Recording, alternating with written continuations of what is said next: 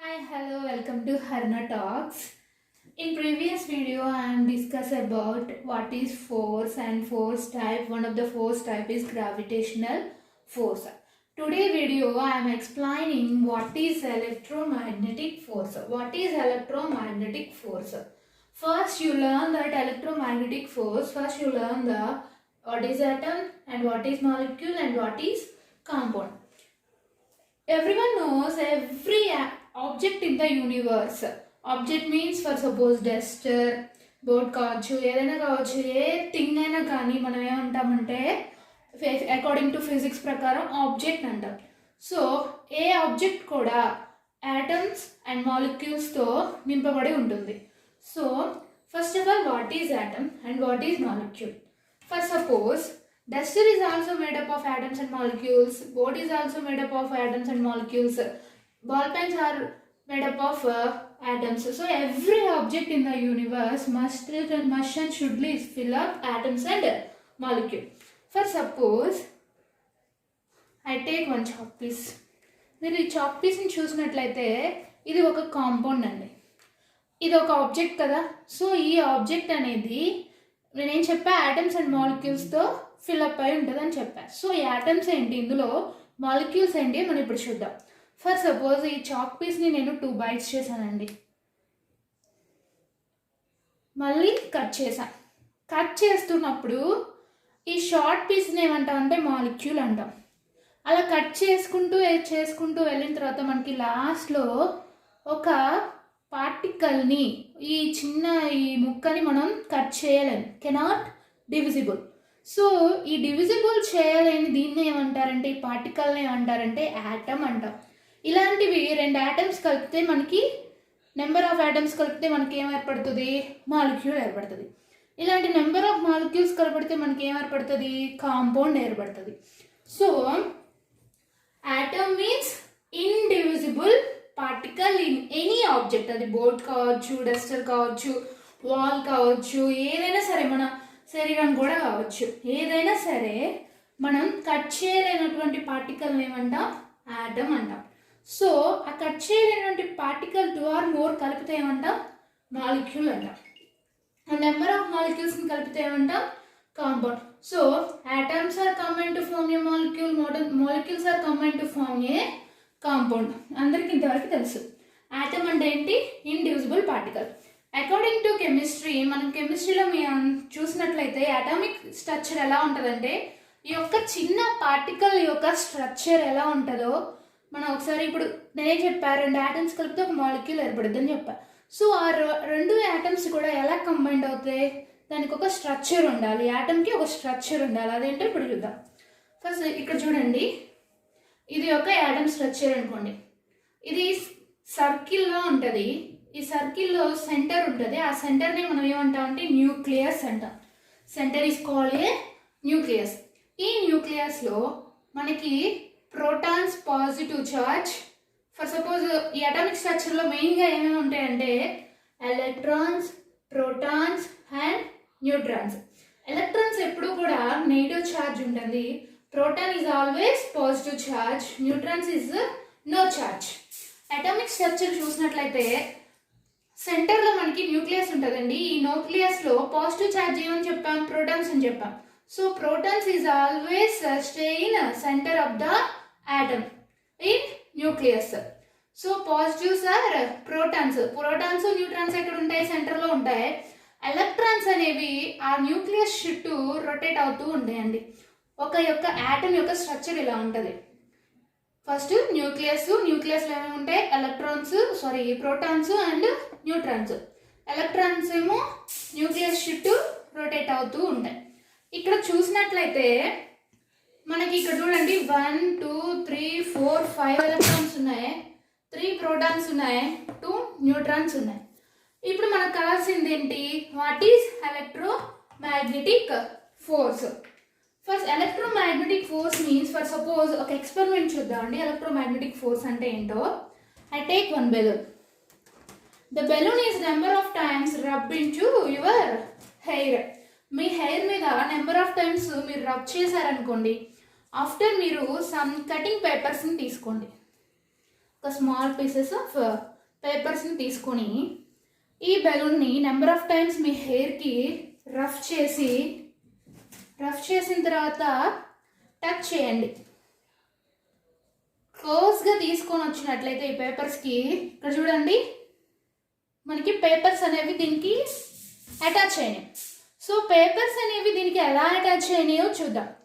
నేనేం చెప్పాను, every object is made up of atoms. So balloon కూడా మేడప్ ఆఫ్ యాటమ్స్ కదండి, అలానే పేపర్ కూడా మేడప్ ఆఫ్ యాటమ్సే కదా.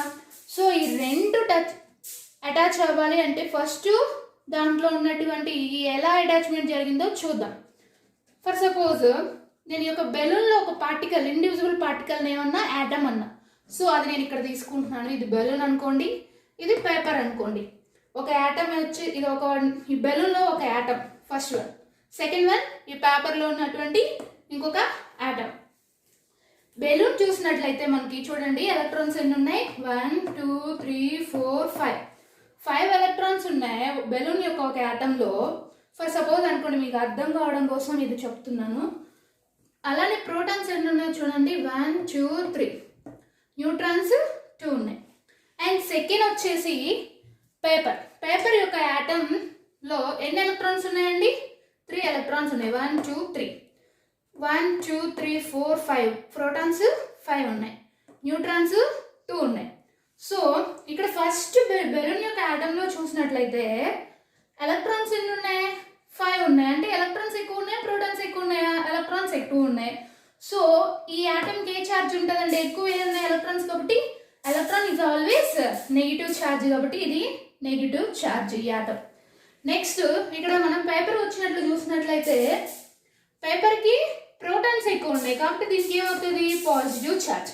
ఇప్పుడు ఈ బెలూన్ ఈ పేపర్ ఎలా అటాచ్మెంట్ అయిందంటే దీనికి ఏం ఛార్జ్ అని చెప్పాం, నెగిటివ్ ఛార్జ్, పేపర్కి పాజిటివ్ ఛార్జ్. ఎప్పుడైనా negative and positive or different, same signs కాదు కాబట్టి అకార్డింగ్ టు మ్యాగ్నెట్స్ ప్రకారం చూసుకున్న ఆపోజిట్ ఏమవుతాయి, అట్రాక్ట్ అవుతాయి, సేమ్ అయితే రిపల్ అవుతాయి. సో ఇది నెగిటివ్ ఛార్జ్, ఇది పాజిటివ్ ఛార్జ్ కాబట్టి ఇది ఏమవ్వాలి, ఇది పాజిటివ్ ఛార్జ్, ఇది నెగిటివ్ ఛార్జ్ కాబట్టి ఈ రెండు అటాచ్మెంట్ జరగాలి. సో ఈ రెండు కంబైన్డ్ అవుతాయి. అందువల్ల ఎందుకు ఇది నెగిటివ్ ఛార్జ్, ఇది పాజిటివ్ ఛార్జ్ కాబట్టి అందువల్ల దీన్ని ఏమంటాం, electromagnetic force or electrostatic force అంటాం. ఎందువల్ల ఈ బెలూను పేపర్ అటాచ్ అయినాయి అంటే ఇక్కడ నెగిటివ్ ఇక్కడ పాజిటివ్, ఈ రెండింటి మధ్య ఎంతో కొంత ఫోర్స్ ఉంటేనే కదా. ఇక్కడ ఏమి అట్రాక్ట్ అయినాయి, ఎలక్ట్రాన్స్ వల్ల అది పాజిటివా నెగిటివా తెలిసింది. So electro. నెక్స్ట్ అటాచ్ అంటే అట్రాక్టివ్ రిపల్షన్స్ మనం దేంట్లో చూస్తాం, మ్యాగ్నెట్లో చూస్తాం. సో మ్యాగ్నెటిక్, ఈ రెండింటి మధ్య ఎంతో కొంత ఫోర్స్ అనేది, బలం అనేది ఉంటుంది కదా బెలూన్కి పేపర్కి. So force is also they. So totally ఇక్కడ జరిగిన ప్రాసెస్ ఏంటండి, ఎలక్ట్రోమాగ్నెటిక్ ఫోర్స్. ఎలక్ట్రాన్స్ అనేవి మ్యాగ్నెట్ లాగా అట్రాక్ట్ కానీ రిపల్ కానీ జరుగుతాయి, అది ఏ బాడీలో అయినా సరే. సో అక్కడ ఫోర్స్ ఈజ్ ఉంటుంది కాబట్టి దాన్ని ఏమంటాం, ఎలక్ట్రోమాగ్నెటిక్ ఫోర్స్. నెక్స్ట్ ఎలక్ట్రోమాగ్నెటిక్ ఫోర్స్లో one type of force is called contact force. What is contact force? A force exists when two solid surfaces are in contact. Force అనేది ఎగ్జిట్ అవుతుందంట ఎప్పుడు, 2 solid surfaces అనేవి కాంటాక్ట్లో ఉన్నప్పుడు. For suppose this is one solid surface, this is another solid surface, both are in contact అని. ఇప్పుడు ఈ రెండు కాంటాక్ట్లో ఉన్నాయి, ఎవరైనా వచ్చి నా హ్యాండ్ రిమూవ్ చేయాలి అంటే వాళ్ళకి కష్టమా కాదా, ఎందుకు నేను చాలా ఫోర్స్తో రెండు కాంటాక్ట్లో ఉంచా. అదే సింగిల్గా ఉంటే ఎవరైనా నా హ్యాండ్ని రిమూవ్ చేయొచ్చు. బట్ బోత్ ఆర్ ఇన్ కాంటాక్ట్లో ఉన్నప్పుడు ఈ హ్యాండ్ని రిమూవ్ చేయాలంటే చాలా కష్టం. అంటే ఏంటి, ఇక్కడ ఏదో ఒక ఫోర్స్, బలం అనేది ఉంది.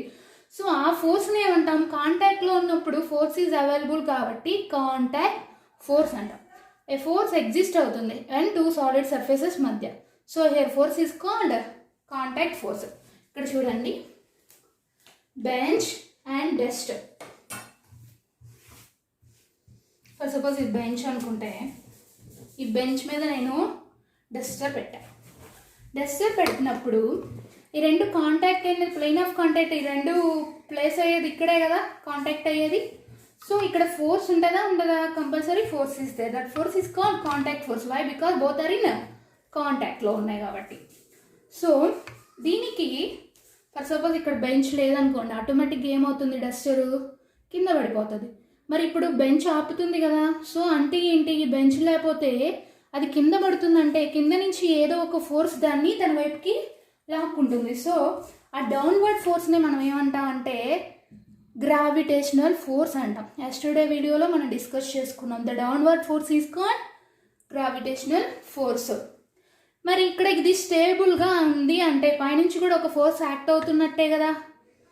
సో ఆ ఫోర్స్ని ఏమంటామంటే పర్పెండిక్యులర్ సింబల్ ఉంటే మనం ఏమంటామండి మ్యాథ్లో నార్మల్ అంటాం. 90 degrees యాంగిల్ ఏమంటాం, నార్మల్ అంటాం. సో ఇది కూడా పర్పెండిక్యులర్ సింబల్లో ఉంది కాబట్టి దీన్ని ఏమంటాం, normal. So upward force is called normal force, downward force is called gravitational force. For suppose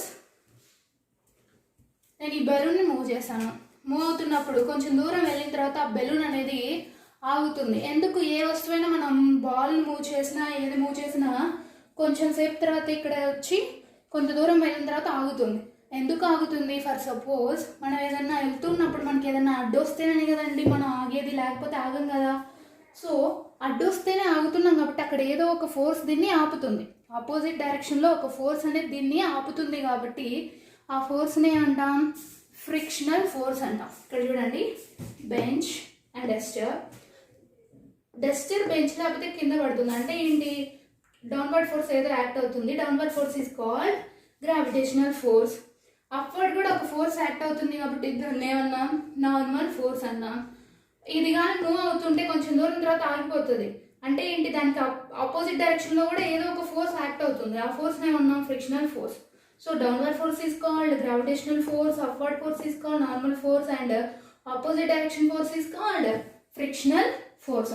N means normal reaction, F means frictional force, mg equal to weight.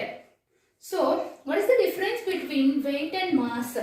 మనం mass అనగానే మాస్కి వెయిట్కి 2 kgsలో measure చేస్తాం కాబట్టి 2 equal అనుకుంటాం. But not correct అండి. Mass wait ఎప్పుడు మనకి wait అనేది for suppose wait equal to MG అని ఇక్కడ రాసాం. ఎందుకు అంటే మాస్కి గ్రావిటేషన్ యాక్ట్ అయితేనే మనం వెయిట్ అంటాం. The difference between mass and weight is వెయిట్కి మాస్కి గ్రావిటేషన్ యాక్ట్ అయినప్పుడే మనం వెయిట్ అంటాం. So weight means mass into G means gravitation.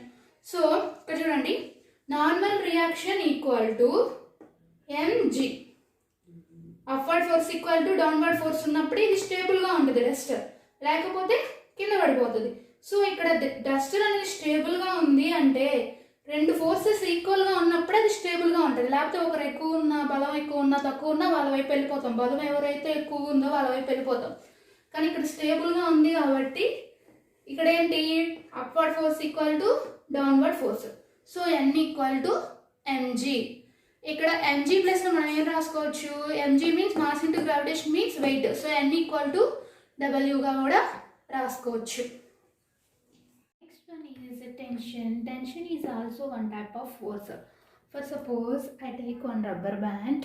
మీరు ఫోర్స్ ఎక్కువ అప్లై చేసి ఈ రబ్బర్ బ్యాండ్ కానీ ఎక్స్టెన్షన్ చేసినట్లయితే మీకు వీటి మధ్య కొన్ని కంప్రెషన్స్ అనేవి కనబడడం జరుగుతుందండి.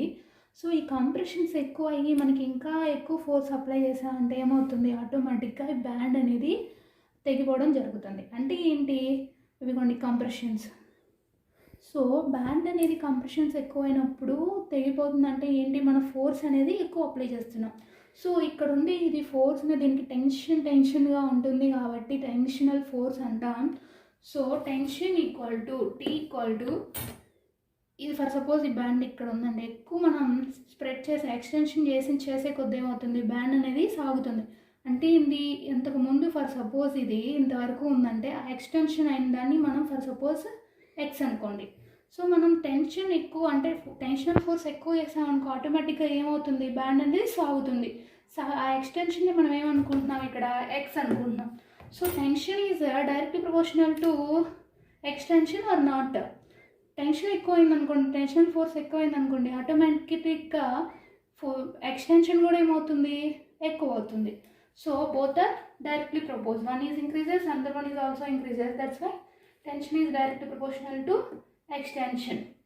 తర్వాత t equal to constant is remove, sorry, direction is remove, one constant is there, here constant is k. So t equal to kx. Okay, today video is completed. Yesterday I asked one math puzzle. The puzzle is 11416 equal to 46, 23227 equal to 37, 33935 equal to 95, 84244 equal to for what? The answer is 8 అండి. ఎందుకంటే మనం ప్రతి దాంట్లో చూసినట్లయితే same వచ్చిన నెంబర్స్ని remove చేసి remaining ఆన్సర్గా తీసుకున్నాం.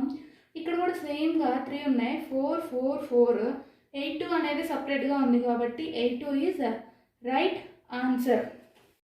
And today question is, I am clean when I am black, I am dirty when I am white, what am I? Prove this. Please your answer in comments. And today నుంచి ఒక tip చెప్పదలుచుకున్నానండి. నేను ఒక సర్వేలో చూశాను, మన cell phone మీద bacteria మన టాయిలెట్లో ఉన్న బ్యాక్టీరియా కంటే ఎక్కువ ఉంటుందంటండి. సో మీరు సెల్ ఫోన్ యూస్ చేసిన తర్వాత మీ హ్యాండ్ వాష్ చేసుకోవడం మంచిది. అండ్ వన్ మోర్ థింగ్ అంటే ఎక్కువగా యూస్ చేయకపోవడం కూడా మంచిది. Thank you for watching.